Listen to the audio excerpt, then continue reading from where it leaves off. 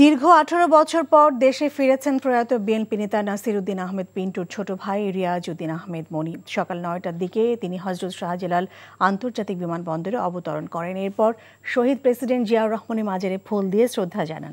পরে রাজধানী আজিমপুর কবরস্থানে বড় ভাই নাসিরউদ্দিন আহমেদ পিন্টুর কবর জিয়ারত করেন। এ সময় রিয়াজউদ্দিন জানান, স্বৈরাচার শেখ হাসিনা হামলার কারণে দীর্ঘদিন দেশে আসতে পারেননি তিনি। বড় ভাইয়ের জানাজায়ও অংশ নিতে পারেননি বলে জানান বিএনপির এই নেতা। প্রয়াত বিএনপি নেতা নাসিরউদ্দিন পিন্টুকে স্বৈরাচার শেখ হাসিনার নির্দেশ পরিকল্পিতভাবে হত্যা করা হয়েছে অভিযোগ করে রিয়াজউদ্দিন মনি জানান, ভাইয়ের হত্যাকারীদের বিরুদ্ধে মামলা করার সিদ্ধান্ত নিয়েছে তাদের পরিবার।